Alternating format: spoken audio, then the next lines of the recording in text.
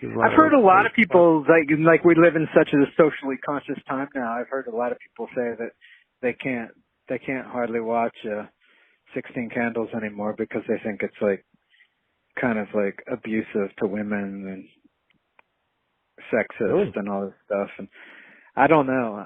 It's definitely, there's probably worse out there, but I can see how Right, I'm like sure. it's like watching a movie from the 50s or something, and you're like, oh my god, people acted like that.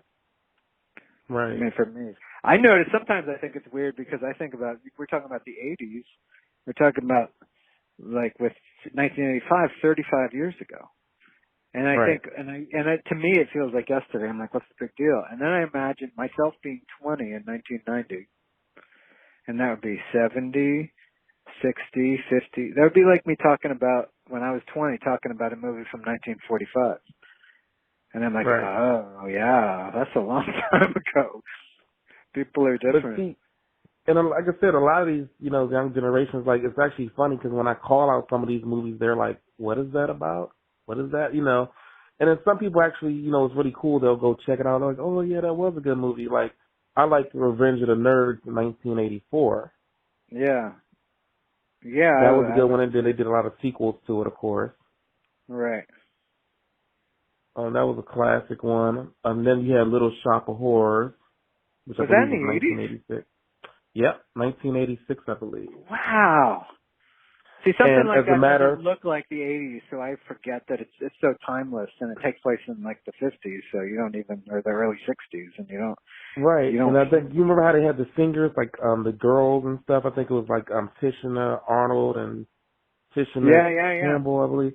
Yeah, they ended up Hmm. working together years later in Martin, Okay. obviously. So that was like a little full circle thing. Then Blues Brothers, that was 1980. And then Yeah, another, I saw the Blues Brothers and the Jerk in a double feature oh, when really? like around the time they first came out. Yeah. Which, so again, I was probably too young for. I was like 10 then, but it was fine. Oh, yeah. And then you have Adventures in Babysitting. Mhm. Again, Elizabeth Shue. Yeah, you've been watching Dead to Me? Oh no, I have not that's watched. Elizabeth Shue. No, I was thinking of Don't Tell Mom the Babysitter's Dead, which might have been Oh, early that was, '90s. And that's yeah, that was early 90s. I remember seeing okay. that in the theaters. I think I got like So a that ticket to go to one of the special showings before it was released. That was a classic. Honestly, I'm surprised they haven't tried to remake that now. That was a right. good movie. That was pretty good. The thing about a lot of these remakes is, She's playing that role on Dead to Me.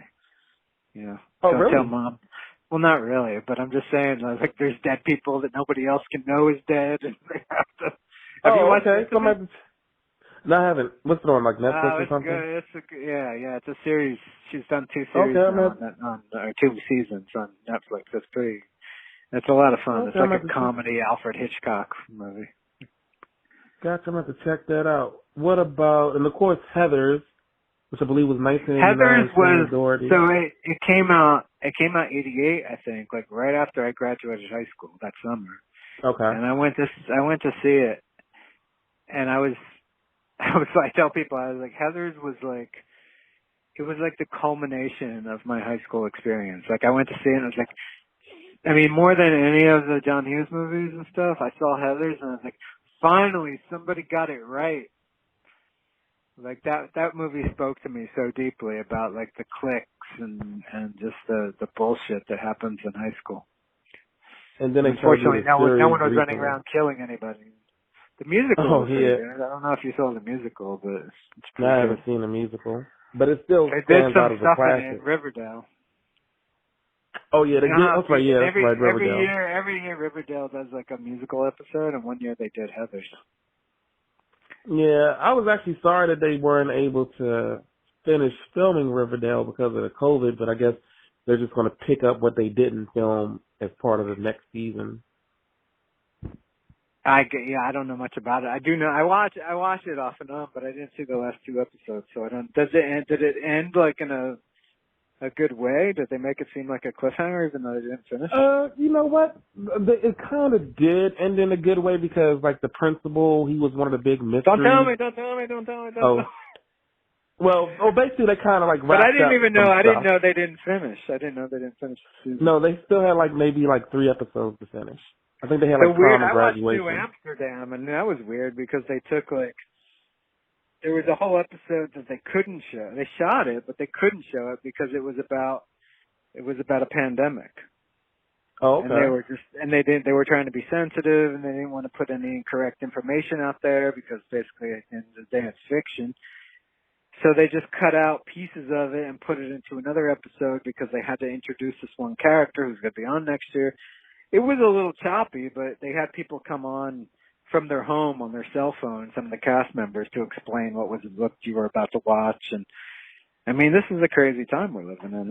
And it's interesting to think how they're all going to go back when they do go Hmm. back. And I've seen interviews with writers talking about like whether or not they're going to, create a fictional world or incorporate, if they're creating a series that's supposed to be happening in real time, basically, are they going to use this time that we're living in? And most of them, I think, said no because it's, they're trying to, Yeah, I wouldn't like that. they don't want to be. I'm so tired of seeing like Zoom TV shows at this point. Like Oh I was yeah. I was watching The I like Voice the and American hairspray thing when they Idol, and did I stopped recently. watching. I Huh? like the hairspray thing. Do you see what they did with hairspray when they had all the people from like the movies from the That's 80s and cool. the Like the reunion Broadway? stuff is cool. I like the Yeah. reunions. It's just I think like I was all into. I don't like every once in a while, like every couple years, I'll get into The Voice or American Idol, and this year I was actually watching both of them. And then as soon as they started singing from home, I was like, it was kind of Oh interesting yeah, it for was. one episode, and then I was like, Yeah, then it got. I want to see the Yeah, I big think I saw lights and the that. big Yeah. show. Yeah, I saw that because I was like, I kind of peeped that. I was like, nah, I'm good. Yeah, I Yeah. don't want to. I don't think people want to see COVID stuff. Like, so say if it's like a COVID TV show. Like, I think Joanna Johnson from The Bold and the Beautiful. I think she's writing a new show that's basically about COVID. You know what I mean? And that's Right. fine if it's just about that. But like Riverdale, I don't want to watch Riverdale and see all them wearing masks and stuff. You watch Right. these shows to escape from reality. You know what I Well, mean? So, that's definitely not the real world. But like the show, I was like, I think it was with New Amsterdam or something, and they were like, hmm because they're literally dealing with doctors and hospitals, so they have to just. Oh no, I was reading an interview with the guy who does The Good Doctor, and he said hmm he still doesn't want to deal with the pandemic because he wants to be able to create other things.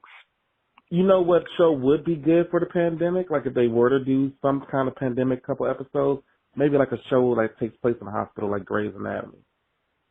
Right, that's what I'm saying. All the like The Good Doctor and New Amsterdam, Yeah. some of those Mhm. creators still don't want to.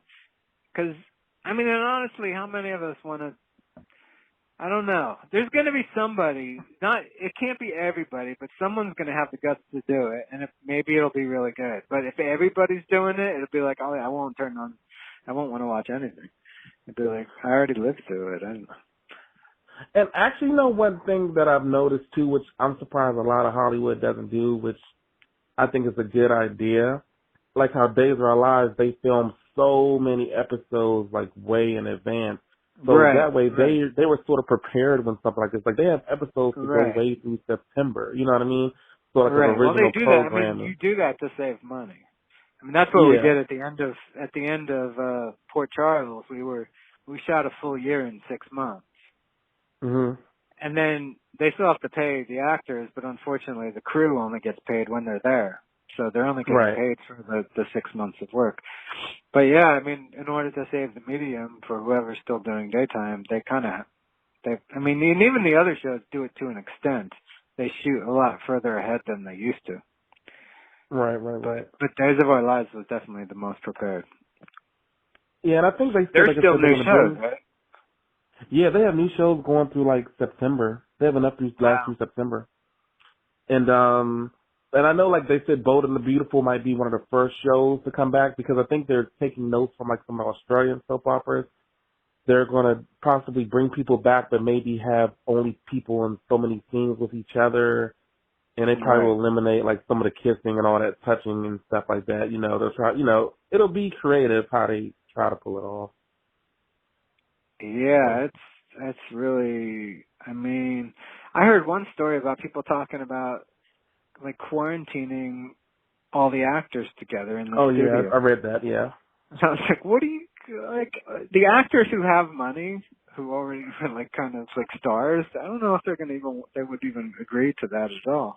They'd be like, I don't need the money. You need the little desperate actors who are like, I'll do Well, it. I don't know. It depends because you think about it. If you go out of town for like a movie role, you might be out of town for 6 months. So just go quarantine Yeah. for whatever. Yeah, that's true. That's true. And then it depends on how much you're getting paid as well. So, but some of the big blockbuster movies like Batman and stuff like that, I don't know how that would work.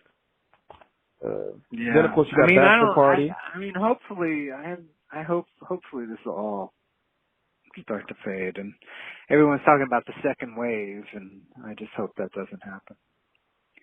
Oh yeah, I think a lot of people say they'll think that'll be like in the late fall possibly. Like a second wave of COVID? Yeah. Like around like flu season, in the fall. Yeah, so Like you're saying around. like summer could kill it off a lot, but Yeah. it could come back. Yeah.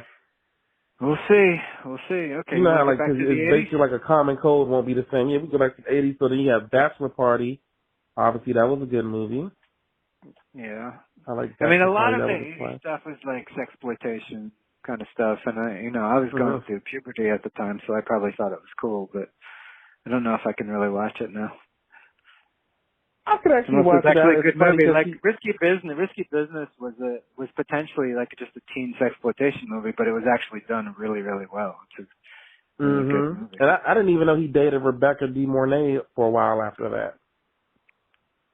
It was Tom Apparently. Cruise in her. Mhm. Yeah.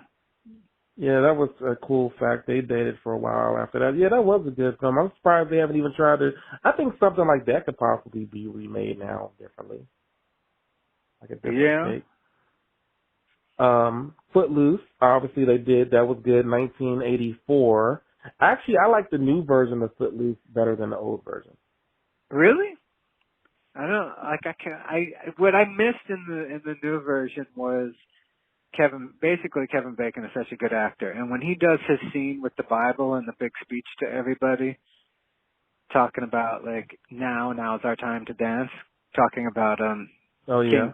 King John, or not King John, but David, talking about David and the Bible and talking about dancing to praise the Lord and stuff. I mean, when Sean Penn does that scene, it's so rousing to me.